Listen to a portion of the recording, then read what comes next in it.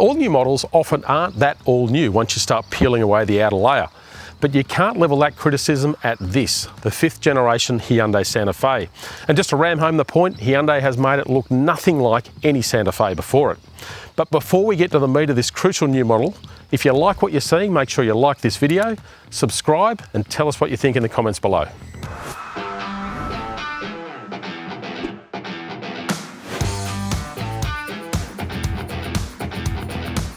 The basics of the Santa Fe haven't changed. It's a large 7-seat SUV aimed at families who want space and practicality. But the look of it is a huge departure from what we've seen previously. It's boxier, more assertive, and with a hint of retro. The H-shaped lights, front and rear, are a nice touch as well.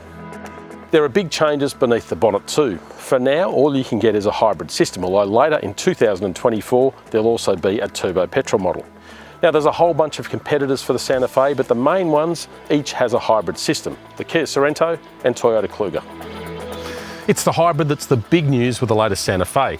Now, gone is the V6 and gone is that really lusty 4-cylinder turbo diesel. And in its place is the smallest engine ever to sit under the bonnet of a Santa Fe. It's a 1.6 litre 4-cylinder turbo and it's matched to an electric motor. So between them, they make 172 kilowatts, 367 newton meters. Now, that is none too shabby. And obviously fuel use is where it's pretty sharp as well. Claimed average consumption, 5.6 litres a 100.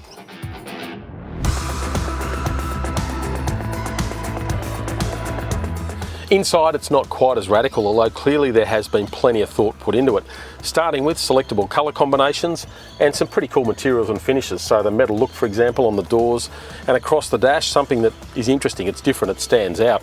You've also got this floating centre console which frees up a lot of space, dual wireless phone chargers, nice big cup holders, and underneath you've got some decent storage there so you can pack a whole bunch of stuff in. Now the controls are all laid out really logically, so you've got dials, buttons, physical controls, woohoo, and it actually works. It makes it really easy to find your way around. Now another cool thing, this centre console, pretty normal there, but if you're in the back seats, you pop it from here, you can access it there as well, so that's really good thinking. And something you never knew you needed, but trust me, you do. This upper glove box, it's a bit more than that. It's actually got a UVC sanitizer, so ultraviolet light sanitizer in there. You pop in your coins, your gloves, phone, whatever, pop her in there for 10 minutes, and apparently it comes out squeaky clean. No germs at all. And there's also some cleverness outside as well. So if you need to get up on the roof racks, for example, obviously you can step on the wheel or maybe the inside of the door.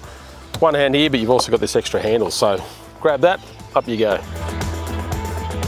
But of course, it's space that the Santa Fe, that any large SUV is about, and this one certainly delivers. It's larger than the previous car, and you really get a sense of that in here, where I've got loads of headroom, a fair bit of legroom, and of course seating for up to 7. Now this one is the 6-seat version. It's got the optional captain's chairs, an extra $500, and you get these swankier things with armrests and so on.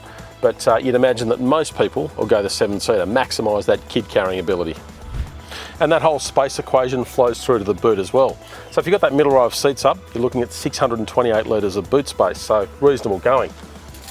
Once you pop the third row up, well, obviously you've got nothing like that. You're not going to be touring as a 7-person family and hope to pack everything in.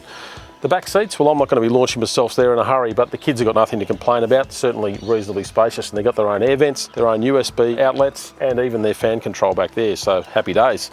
There is one area the Santa Fe's gone backwards, and that is with towing. So it's limited to 1.6 tonnes, so not as good as before, but still decent.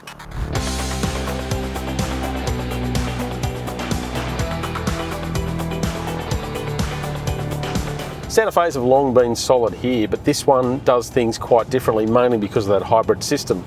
So you don't have that really effortless thrust that the diesel engine used to have. Instead, it's obviously the petrol engine's working a little bit harder, but you do have that really nice meat, that pulling power of an electric motor helping out.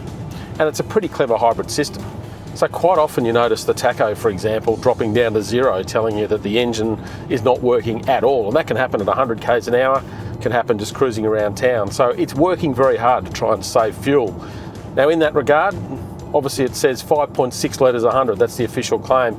We're not seeing that, but we're still seeing sort of low to mid 7s. So it's not out of control for a car this size.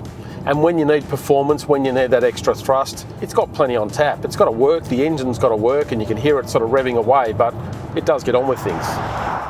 So all up, we'll give that one a tick. Dynamically, well, I'm not quite as sold.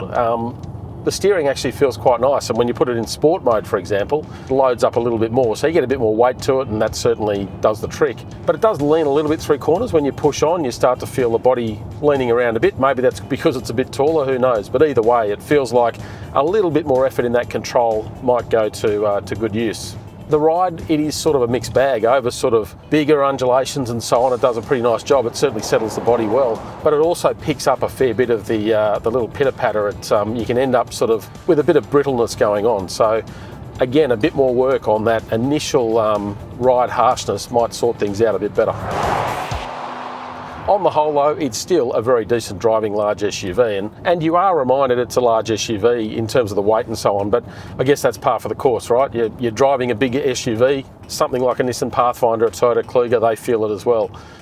This one does a reasonable job of masking it, but you still get it. You've got to love that Hyundai's had a crack with the styling of the latest generation Santa Fe. It's certainly not boring, even if I'm not entirely convinced with the look from some angles, particularly the rear. Now, is it enough to offset those significant price increases? I'm not entirely sure, but that's where the hybrid drivetrain comes in. It's a pretty slick unit and certainly sets a solid foundation for what is a well-packaged family SUV. Now, of course, we'll be doing a whole lot more with the Santa Fe in the coming months, so stay tuned to Car Sales. And in the meantime, don't forget to like, subscribe, and tell us what you think below.